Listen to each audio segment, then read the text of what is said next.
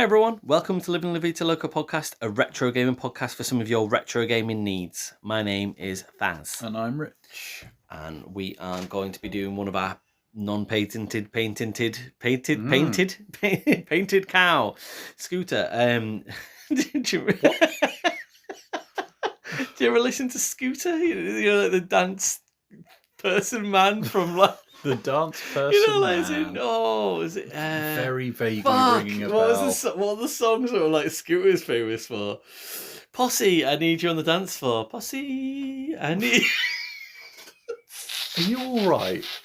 Do you need to talk about anything? And then occasionally you just shout, the painted cow, in the middle of like a song. I honestly don't recall that, no. One of our painted free play fortnightlies. Anybody that's listened for the first time, this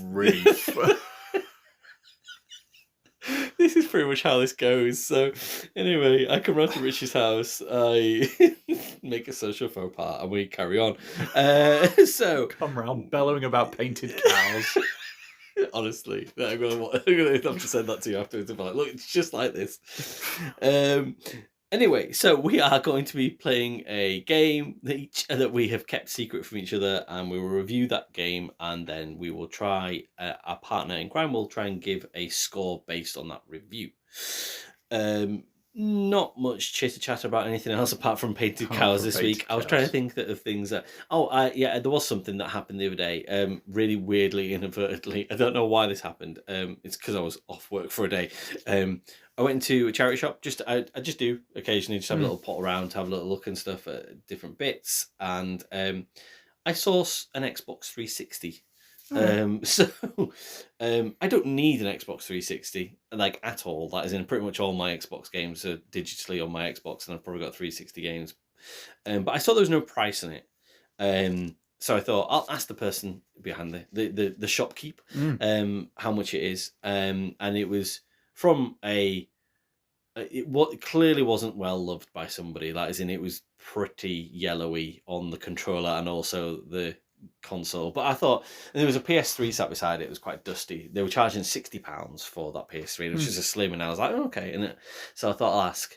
And £15 that he charged me for an Xbox 360. I don't know if I'll ever play a game on it, but something weird about it, about me there, made me feel like I should pick that Xbox 360 up and care for it. So I paid £15 to pick up an Xbox 360 and a knackered old controller, and I'm going to say a pretty fidgety power bank. That kind of like needs a bit of a wiggle to get it going, but it works. Nice. And it seems to be, and it came along with a network adapter as well, which if you so I've cleaned it up to the point where, like, it's not horrendous. That is it's much better than what it was. Good Lord. Like, when these things say they come from a smoker's home, I'm like, are you smoking the controller? Like, it's in the fucking, like, honestly. But yeah, so that was something that I did the other day. I don't know how. I don't know if that makes you proud or or anything. Oh yeah, but I can top it. Oh yeah, no, I'm very proud. I'm very proud of you. Like, it's good to care for these things. Make me more proud. I managed to replace the laser in a Japanese PS2. Oh, did you? Nurse that back to health. Oh, well done. So awesome. After the Grand Theft Auto. No, sorry, it was Simpsons Hit and Run. Simpsons Hit and Run. No, that was my my PAL one. This was a cheap and cheerful PS2 Slim that I managed to get on eBay off someone in Dewsbury. Yeah, all right, okay, cool. Like within about 10 minutes, like it was working, yeah. And like the listing was bang on and all that kind of stuff. Like no complaints there. But yeah, within like 10 minutes of sparking it up, I was starting to get problems with the disc and stuff like that. I was like, oh no, come on, man! Like, just work a little while longer than that. Yeah. And over a couple of days, it wasn't having it, and I was like, right, like. I guess it's time. Let's see if I can do this. And lo and behold, I can. Oh, cool. So I've managed to bring a PS2 Slim back from the brink. Did you need to buy a laser? Yeah, obviously. But that is is it a Japanese laser specifically, or no. Is it no? Just no. It was a UK seller. that I got it from. Part number matched and all that kind of stuff, and then it was just a case of taking off a little solder blob that was keeping it safe, and then screwing it in and back on the all that solder. kind of stuff. Back on the solder. That's good. The reason I'm asking about that as well is just because when I have just looked into the power bank situation, because I was like, oh, if I wanted another power bank, and then I realised that because I've had a 360 before for a few years, and I just forgot that like there's like 6 different ways that you can put a power bank in the back of a 360. I was so shocked that I was like, there's so little information about how to do this and what I can get and what price I can get if I do want to. So I've still got the fidgety one for now. I think that I'll probably need to, if I did want to use it, like on the regular. Then I'll probably need to get another one and find the right one that fits, because I looked at the back of it, I was like, what the fuck, what goes in this hole? Like, that's a sentence I thought I'd never say, but like, I was like, what the hell is this? Painted cows. Yeah. Just like, but yeah, that's cool. Oh, there we go. See, that's the, that's nursing things back to health. That's a proper retro game podcast right there. Like, bringing back some consoles from the mid 2000s just to make sure they're okay. Do you mind me asking how much then the PS2 was? That is in. With the laser breaking, did you feel aggrieved? Like, did you have to pay much? Oh, really? Like the console itself was 40 quid. Okay. And then the laser was 20, 25 on top. So, and like I was prepared to pay that because I knew there was a decent chance that laser was not going to be tickety boo. Yeah.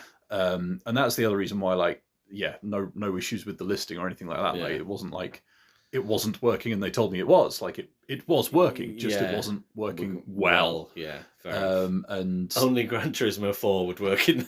Well, funnily enough, it was like I'm lucky enough to have a Japanese PS1 game that I could test it with as well.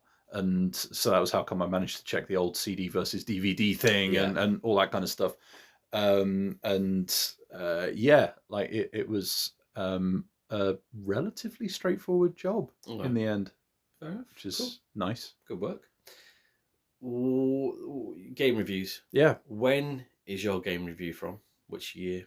Oh, it doesn't really, If I ask you a question, I have no fucking clue. When about? It's a complicated answer. Oh, is it? Right, okay. Yes. Right. I'll go first then. Okay. I was just going to go for who's his oldest. Okay, well, the earliest version of mine would be PS2. Okay, yeah, mine will still be older then. Okay, cool. Not significantly, but so Ape Escape. Okay. After playing Ape Academy all the way back, don't know, episode whenever, like as in on the PSP, and I felt aggrieved that I'd played that over Ape Escape P, which now that I've said that out loud for the very first time ever, Ape Escape P. Holy shit! I'm just like, wow. But like, I always just thought it was Ape Escape P because PS. Oh wow! Well done them. That's like, that is good. I mean, there's second waves on jokes. And there's that. That's not a joke though. It's just a really well worded thing. Like, it's got me. Well done. Excellent. Right. Okay. End of the podcast. I'm done. Ape Escape. So I felt aggrieved that I'd kind of done Ape Academy and discovered it was horseshit compared to what I imagined that Ape Escape P felt like. So I thought at one point I'm going to go back and play Ape Escape, and noticed I've got it on disc, on PS1 disc, but I thought, it's on PS Plus as well, which is easy accessible. So, I'll give it a whirl and see how I get on. Mostly because with Ape Escape, it was one of those games that I had back in 1999. Like I was there, had my Spyro, had my Ape Escape, and I'd say that I was possibly one of the only people that I knew. The only person that I knew that had Ape Escape. I don't think I was popular with my peers necessarily. I don't think I felt quite proud of having Ape Escape.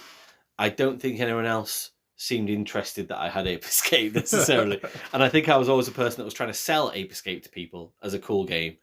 And here I am again, trying to do so, 27 years later. So here I am thinking you're deeply uncool. What What makes you think that? And just like, like it's in listening to weird pop and rescuing Xbox 360s from charity shops. Because you feel sorry for them. Yeah. Genuinely, that was what it was. Like, I was just like, it's such a good price, and I don't have a single Xbox 360 game in my collection anymore. And I was like, maybe I want to play early Forza games at some point. And I was just like, but I genuinely was like, it just looks so old and battered. And I was like, oh, for that money, I may as well just take it home and like put it in a drawer where it's cared about. Maybe like I think it's cleaned up. Jesus, like, what's somebody done to you? Anyway, yeah. This was, and probably a point of pride was the fact that this is the first ever game that fully required to have a dual analog, a dual shock controller. So therefore, very much weirdly proof of concept. Like and you can see that in this game. So I kind of, after playing this and playing Astrobot recently, and obviously there is a through thread in Astrobot where you can pick up a spike bot, and Ape Escape is kind of like got a section in it. So it's very much a PlayStation history sort of legacy, I would think, kind of thing. Sorry, I was struggling to describe what that was. But it feels like the early Astrobot, basically the very first time they had a go at Astrobot, like it's in Sony sort of development studio were like, this is us trying to have a bit of a mascot and also have some gimmicky, I don't want to call it gimmicky, but certainly some We've got this hot new controller. How do we use it in gameplay? Yeah, specialised accessories, if you will. Yeah. And so, weirdly, there's quite a lot of Ape Escape games. There's 14 that I've counted. Are there? Yeah, I know. Jesus. So, but it's a real mixture of all releases. So there's 4 Japanese only exclusive releases. Right. There was one that was a Japanese and North America only release. There's one iToy game, which again, this is what I mean about the kind of mascot sort of thing with the apes. And there's one PlayStation Move game, which would obviously follow on from one iToy game. Yeah, wow, this evidence is really piling up, isn't it? And then there's a PSP exclusive game as well. Then the Ape Academy games. But there's only really 3 main line story games: Ape Escape 1, 2, and 3.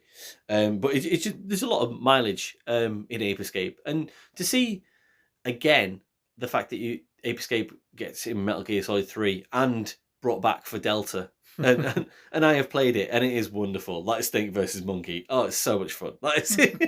In fact, have I played more Snake versus Monkey than I have of the main story of Metal Gear Solid Delta? It's touch and go. It's not far off. So it's a bit of an influencer, I would say, Ape Escape. So to see what it's like again, the first game, if you will, at this point. It's a bit shit. It's a bit shit. It's not. And when I say it's a bit shit, a bit like as in. So what I mean about is, I remember this being better than what it was. Right. There are some really cool things that are all around the idea of selling the dual analog stick, basically, and they're great, that is in. So some of the gadgets they use in the game, they've done a really good job of mapping them to certain buttons or mapping them to certain controllers, and they're really cool.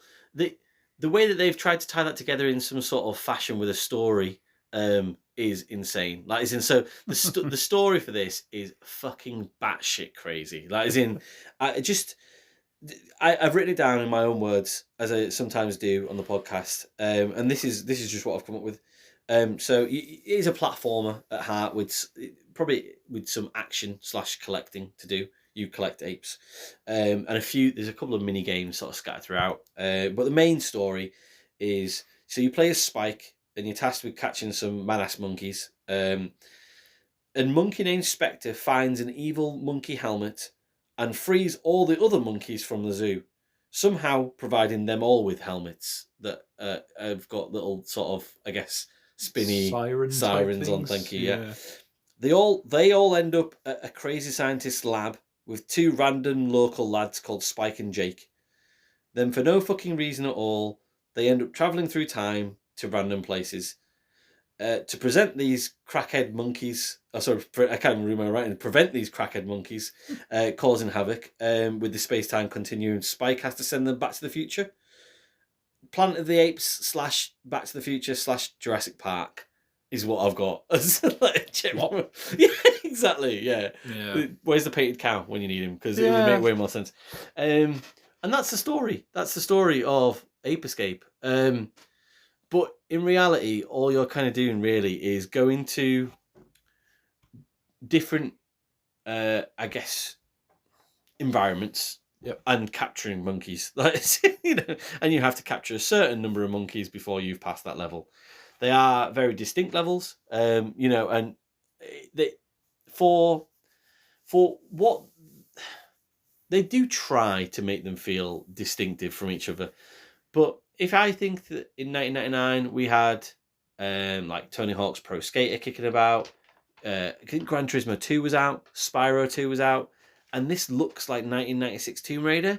Like, is in which Tomb Raider looked great in 1996. Ape Escape looks shit in 1999. Like, it's almost like compared to those other games, and everything's really just blocky browns and stuff, and it just looks like you're kind of just looking at the outside of a tree, really. Not it doesn't sort of look great. So shit plot, looks awful. Also, is Ape Escape not a bit of a misnomer if you're just capturing them? Yeah, Ape Capture P. It would not work very well. Maybe they were always on for that pun for the PSP. Yeah, that was what they were always playing the aiming long for. Game. And for a game that has been built to test out the controller, I'll come back to the gadgets and what I said was quite impressive. In general, though, the controls are really fiddly and not that isn't. Everything that isn't a cool gadget that you use the analog sticks for is mapped really poorly. You're stuck in inverse. The platforming's really off and wank, like basically. And for being one of the only things that you do in this, apart from swinging a net at a monkey or shooting a slingshot at a monkey, you get asked to do some platforming through these terribly blocky looking stages. And you'll take time to line up a jump. You'll think about it. You already know at this point. You can sense from the game that it's a shit platformer. So you prepare yourself to do the best possible jump that you possibly can. Being a seasoned video game, sure. Sort of user, if you will. And having played Tomb Raider 3 years prior. Yeah. And yet, you fall down these fucking gaps, and there is. You forget that checkpoints don't really exist back, So you'll get 3/4 through a level and fall down a gap twice, lose the last of your lives, and then have to go back and start the level again, and it's just really frustrating. So yeah, there are all these bits that make it a bit shit. The music is really generic elevator music, and then again, I think about another Ape game that happened 5 years earlier, Donkey Kong Country, sounding incredible in that chiptune.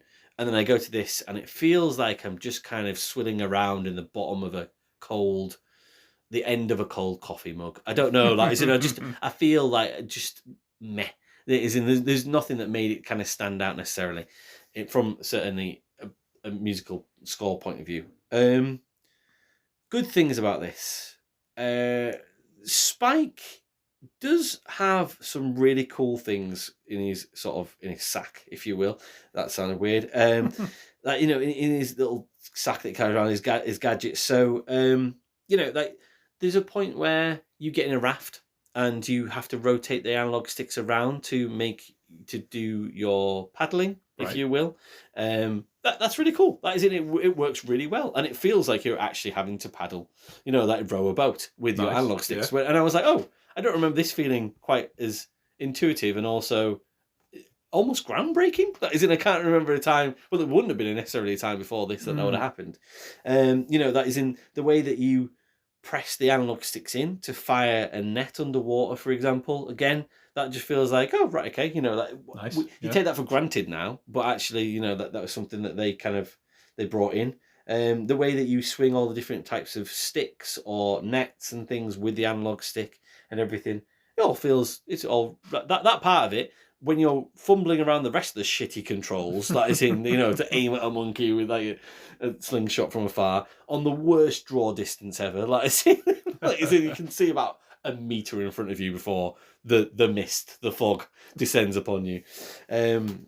Those bits, they're all right. Do you know what I mean? Like, as in, I guess they probably would have felt a little bit mind blowing to 11-year-old me. I think so much so that I don't think I ever completed this game because it felt like such a foreign concept to use those in such a fashion that actually I think it probably wasn't. It probably, except not mind blowing now, but maybe my mind was blown back then. Maybe maybe it was a bit like I remember probably doing about half this game and kind of putting it down because I wasn't popular with this game in my back pocket. But at the same time, also because I think that it was just such a strange concept to me.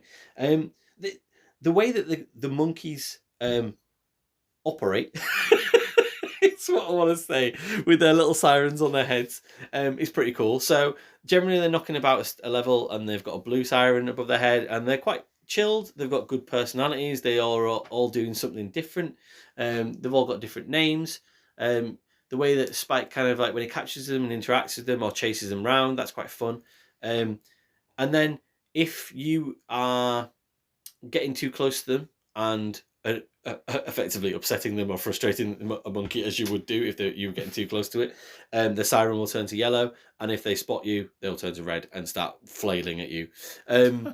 Which is, it's pretty cool. That is a system, especially because, and this is why I understand now there's probably a relationship with Metal Gear Solid. Spike, you can crawl like Solid Snake, and you can also play dead as well.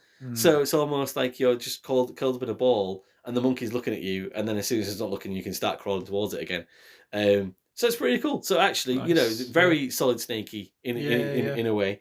I think that the interactions with the monkeys are pretty good.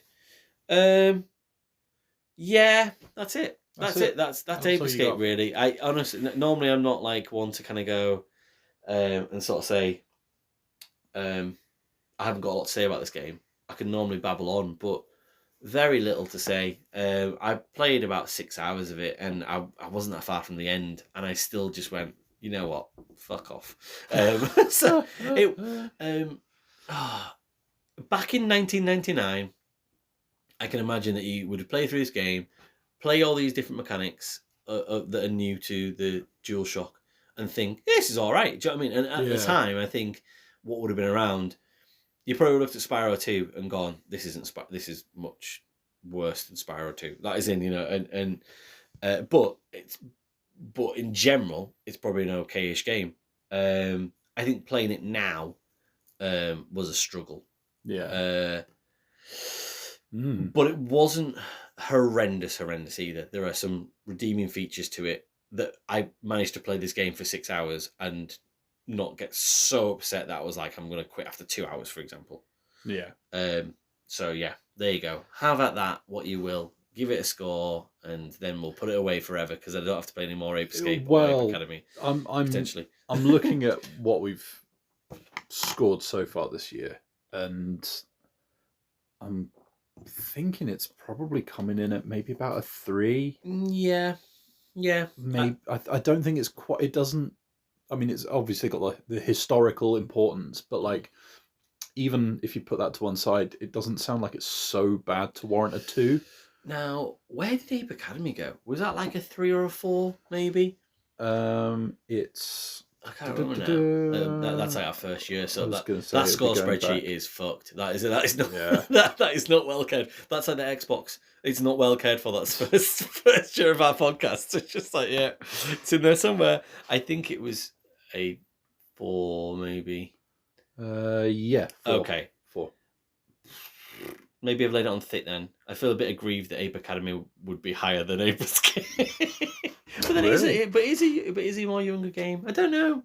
Maybe. I just feel like they're very similar. But then at the same time, 3 feels fair, I think. I think it probably does feel fair. If I think about other games that I played this year, it's probably the worst game that I've played this year. But that doesn't mean that it's like god awful. Like it is just kind of I mean, three puts it as your worst reviewed game this year so far. Yeah, I do not recommend that anybody goes back and plays Ape Escape.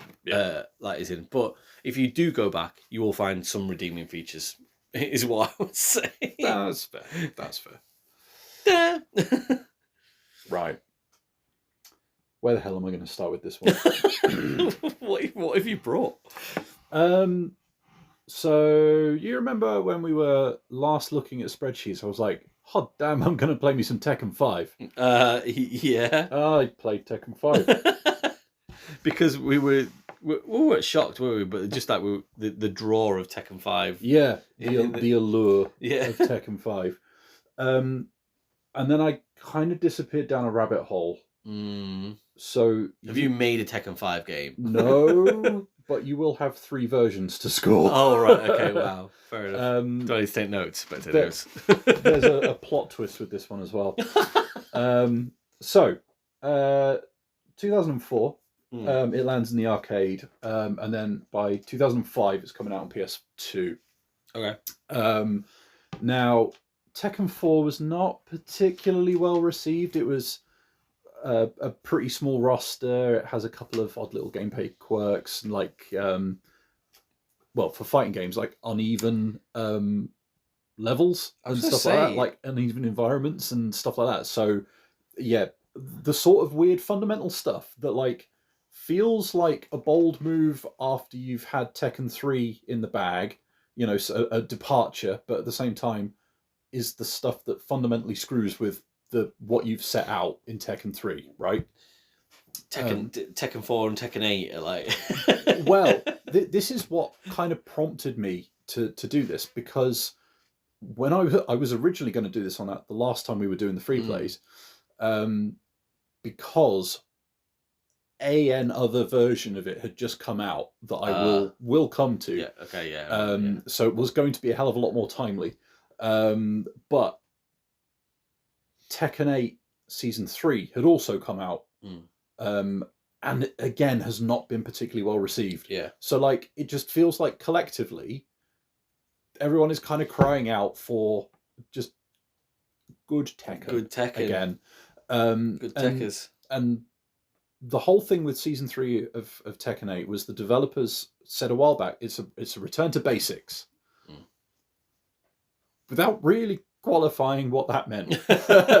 So you had, okay, does that mean like the basics of Tekken 8, or does that mean like really stripping it back? Yeah, creationism. and well, I was thinking about this and was like, well, I've realised that to me, the basics of Tekken, like your kind of prototypical, the game I think of when I think of Tekken, is not Tekken 3. It's Tekken 5. Yeah. Okay. Like, and there are people out there who reckon that Tekken 5 is your kind of proper follow-up to 3.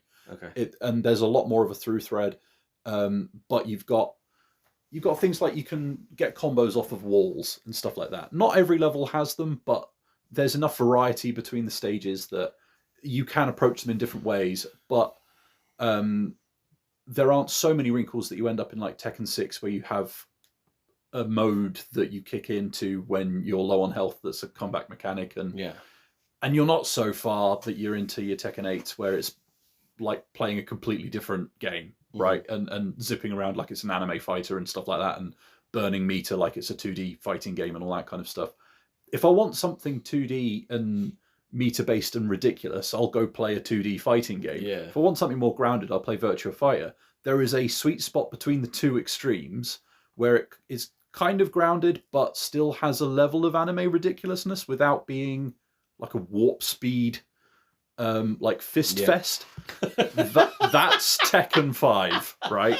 Tekken 5 is the sweet spot. Make note of warp speed fist fest. Got it. Band name right there. Don't know if I can put that into Spotify, but I will. But yeah, like, and so I went back to the PS2 version and was like, holy hell, this is good. Like, it's got a big roster, it's got a huge variety of stages that all have like different wrinkles. They look great. Oh my god, the game, like, for a PS2 game for 2005, like, oh god, it looks so good. And it's that era where Namco were putting their older games in the loading screens still. Yeah. So like there's a on rails shoot 'em up and stuff like that. You can play while the game's loading and all this kind of stuff. There's a bunch of different modes that you can play through, like arcade mode or like a kind of Tekken Force type beat 'em up scrolling thing. It's not great, but it's there. I'm trying to remember now, just before you get into your full flow about it, because I reviewed Dark Resurrection for the PSP, and I think I gave it like a 7 out of 10, and I think I regretted that at the time because I think I should have probably scored it higher. But I can't also really remember much about it apart from it just feeling quite accomplished, but I can't really remember the ins and outs of it and stuff. But since then, when you see people speak about it, like, as in people like absolutely dote on that game, so it's probably the best fighter on the system. Yeah. And it's built on good bones. Yeah. Really good bones. And the PS2 version is also probably the closest we've got, at least as far as I'm aware, to like a Tekken collection, because you've got the arcade modes for Tekken 1, 2, and 3 on there as well. And like, it's not the full fat release like you got on the PS1, but it looks good. If you're in a PAL region, we'll actually run at 60 frames a second and all that kind of stuff. Like it's really good. Like as a package, it feels very complete. There is a heck of a lot to sink your teeth into there. The gameplay is, like I say, to my mind, quintessential Tekken. So it's weighty, it's grounded. There are people that are quick in it. There are people that are less quick. But like, it always feels more like, well, the light bulb moment for me was quite often in Tekken 8. I'll go steaming in and just mash everything as quickly as I can and just be up close and aggressive and all that kind of stuff. Yeah. Tekken 5, I was stepping back. I was controlling pace. Okay. Of the match a lot more. Yeah. Like I wasn't just trying to wade in. I was deliberately slowing things down and playing more defensively and trying to counter a bit more and think about my spacing and placing and stuff like that. And that is a level of tactical nuance that I never achieved in Tekken 8. Okay. And I think that is a really important thing to note, because it's not like you have many projectiles or anything like that in this game. Street Fighter, you can hang back and throw fireballs at each other if you really fancy it. Whereas that you don't have any options on that front. What of note, really? So just describe to me, sorry, because I've never played Tekken 8, but certainly what is it that made you feel like you could do that? Just because the game engine's built to be able to allow you to do that? Yeah, so Tekken 8 is a very aggressive game anyway. Okay. It's one of the big issues that a lot of people seem to have with it, and I'm inclined to agree, I think, is that it doesn't cater to defensive play particularly well. You don't have many options defensively. Any of the, where they've put in meters and comeback mechanics and all that kind of stuff, all of it is geared towards aggression and doing damage and getting close to your opponent rather than protecting yourself, looking out for yourself and slowing things down or, picking your spots. And the big thing with Tekken 5 when I was playing it was like, oh, actually, I am just doing that naturally because that feels right for the flow of the match and where I am right now. Yeah. Like that was me actively deciding to take a step back.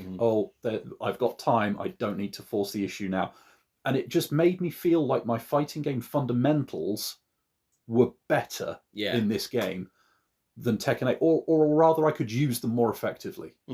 And that counts for a heck of a lot. I was using a skill set that I had almost forgotten that I could kind of tap into occasionally. And so that was big. And then you add in the fact that if you really fancy it, you can just hop into Tekken 3 for a bit. And yeah, like it's great. It's really good. Then I played Dark Resurrection on the PS3. So this adds in characters, tweaks stages a little bit. It strips out a couple of the modes. So like the kind of Tekken Force type mode isn't there. The arcade versions of 1, 2, and 3 aren't there. But it does add in online multiplayer and stuff like that, which you can't really play now. Yeah. but it also adds in quite a few balance changes and stuff like that. It's, I think you could probably say like that. It's the pinnacle of Tekken 5, but as a package, it feels a little bit more stripped back compared to the PS2 version. But if you are going to play Tekken 5, that's the one. Yeah. And it looks even better. And they made a couple of little tweaks here and there. And why they haven't just polished this up, re-released this at a budget price, I will never know. Like, it just seems to me like that is an open goal. Yeah. Like, just give the people this. Like they did with Virtua 5 Revo. And stuff like, yeah. Like, just do this. Like, this is like purely selfishly, this is the Tekken that I want to play. I want to go online and play this properly. Now, arguably, you can still do it on a PS3, but you need a subscription. You need to know the names of the people you want to play against. So you need to, I don't know, get on Discord or something like that. It's not like there's a lobby system working or anything like that. So, like, that's hobbled, right? But theoretically, like, this is the one. I think this. I think I might prefer it to Tekken 3. Oh, really? I genuinely think this is comically close to being my favourite Tekken game now. And this is a bit of a fucking revelation from the last few weeks, right? Because, like, you know, you look at what's going on with Tekken 8 and the discourse around it, and it just feels a bit brainless. Yeah. You know, and I am no expert on these games, right? But, like, I don't feel like I engage with it in the same way I do Tekken 5. Like, just thinking about where I am, like how I'm going to reach you, how you could reach me. Like, it's all like, that's how we're going to start across the table now. Let's go. No, but it's basic stuff, right? But, like, I just don't feel like I'm doing it in Tekken 8. And there are plenty of people that have pointed out that, like, a lot of the changes they've made to the Tekken formula is about, like, it's not necessarily making it easier to get into. It just makes it easier for everybody to do the really complicated, like, insane stuff. And that's all I've ever seen from, because I looked into it a little bit after you spoke about it previously, and that's all I ever see is just Reddit aflame with people just sort of saying that, like you say, really great way of describing it, brainless stuff that just doesn't make it. It feels like a skill set has been removed from it. Yeah, I haven't earned, you know, doing the technical stuff and doing the complicated things. It's not doing a Tekken. Well, it's not something that I've had to spend time practicing and then being able to execute in the middle of a match. Like, I just press a button and it happens, and it's not the same. And it feels like it's kind of missing, like, a fundamental beat there. And then that brings us, like you said, to the PSP version of Dark Resurrection. So this was also why I ended up playing these when I did, because it just got released on PS5. The PSP version of Tekken 5. I remember that, actually. Got released on PS5. And so that takes out, this particular version takes out the multiplayer. And that's not just takes out the online multiplayer. It takes out the fucking multiplayer. There is no player 2 option. You are playing on your own. Now, there are some good single player options in there that are different to both the PS3 Dark Resurrection and the PS2 version. So it's got, like, this kind of dojo mode and almost like a little mini tournament system and all that kind of stuff. Like, there's a lot to sink your teeth into as a single player, but no multiplayer. No.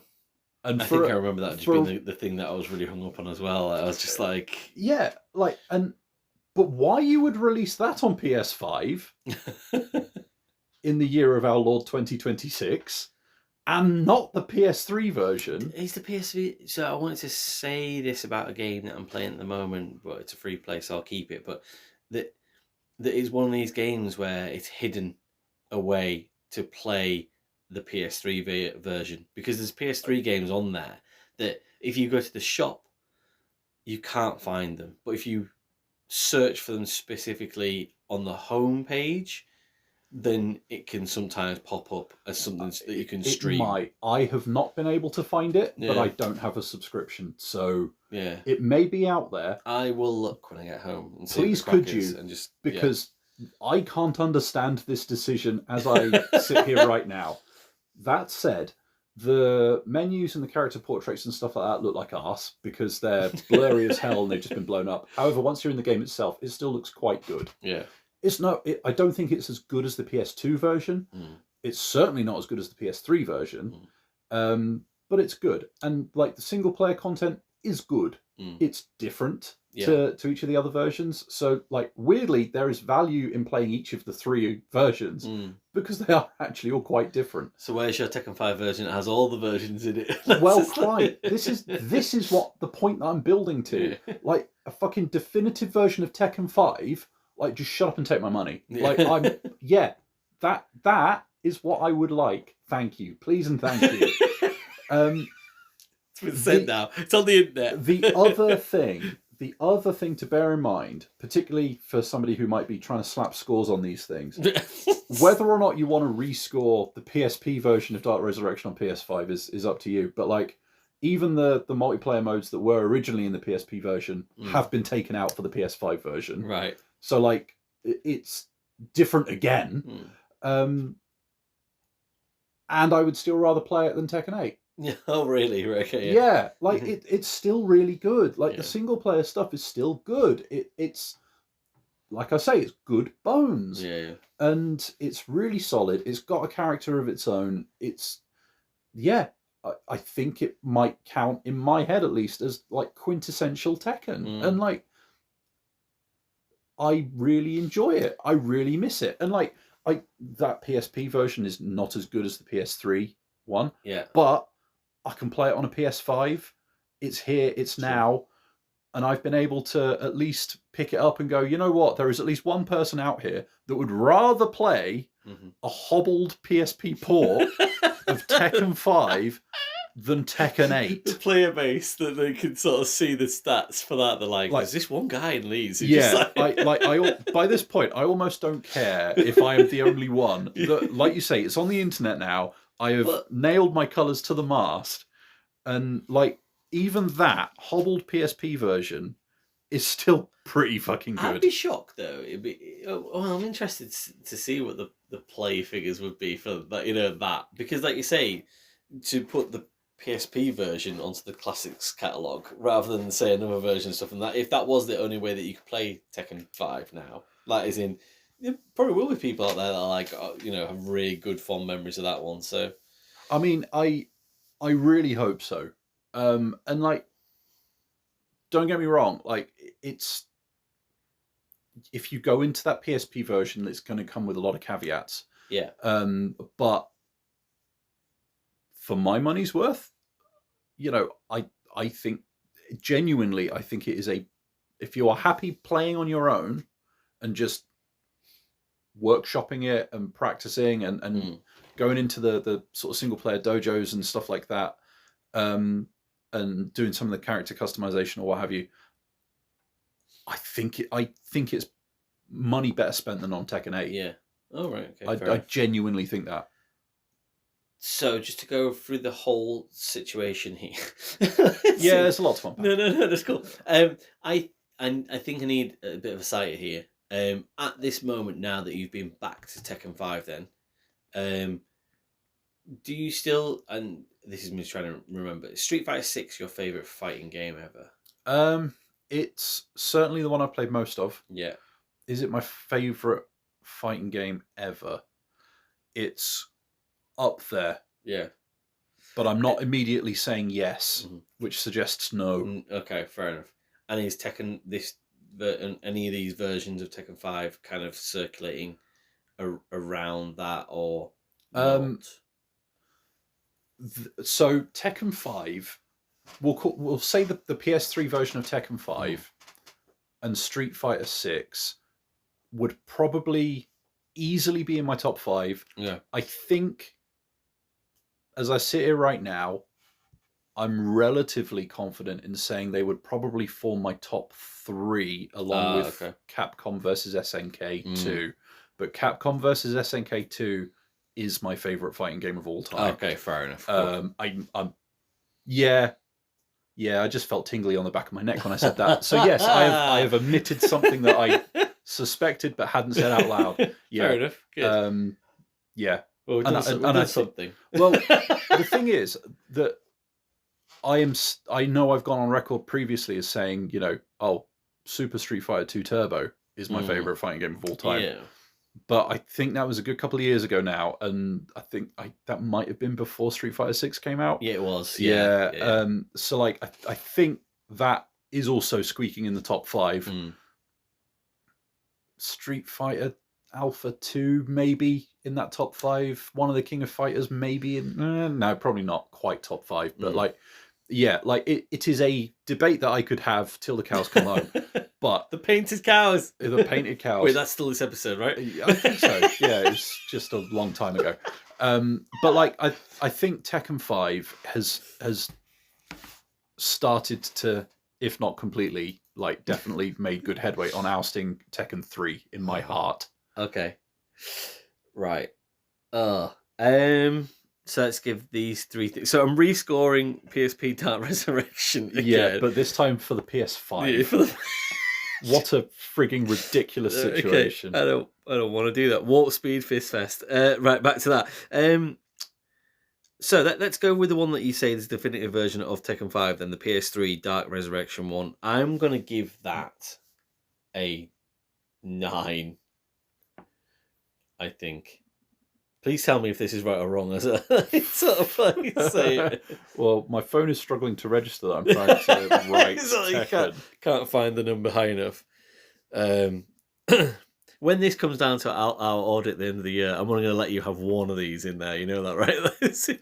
Well, it depends maybe where you 2. put them. Maybe depends what brackets they end up in. Well, let's just do. I think in my heart of hearts, I'm going to go 987. I think. So what, 8 for the PS2?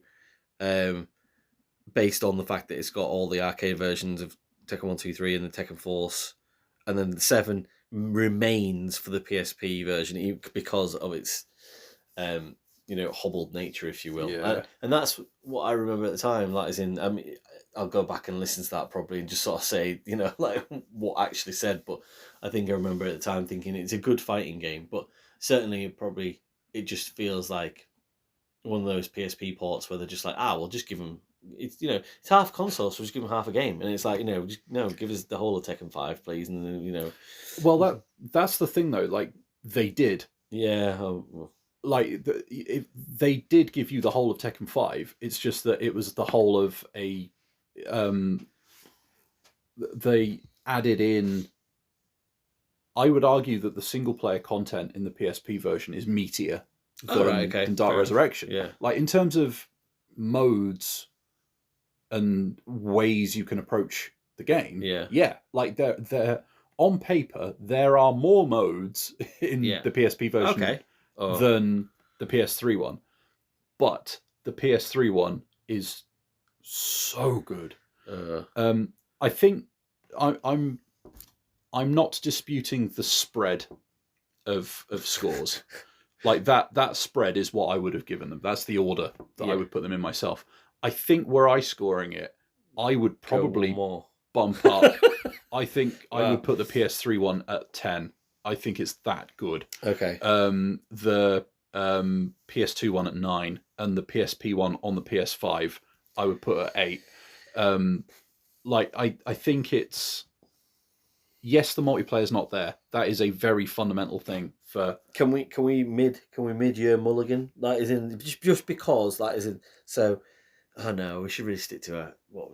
No, don't see any reason to change it. No, there's no fucking rules. That is in. We just make them come and go, and then I make a rule that annoys you. That's the fun of the podcast. So I may as well undo a rule because I did say at the start, and I genuinely that isn't 7 out of 10 for the PSP one was almost like, and then I said that it was great because I do genuinely believe from not playing it for like 3 years now or anything, but certainly probably should have been an 8 anyway. Which then in theory, if I run back with the spread, would be 9, then 10.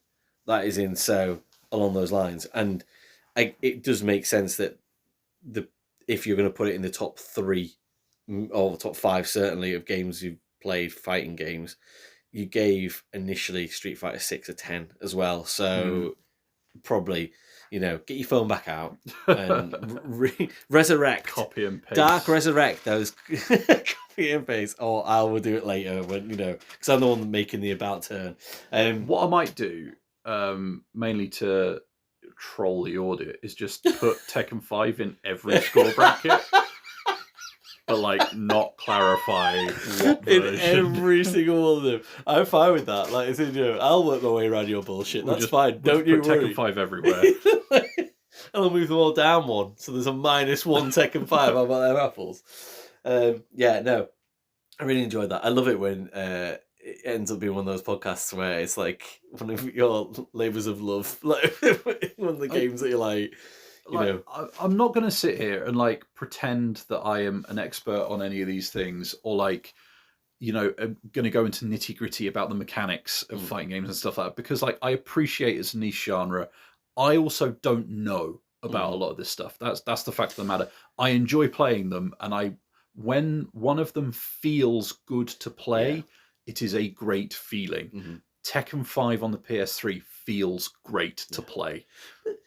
I don't know how you can with a fighting game, for me, and this is always my worry for me personally, is almost that I'm missing something. That is in that I'm not understanding something as much as I should be, and it's actually, if I just thought a bit more like you're thinking, this feels good.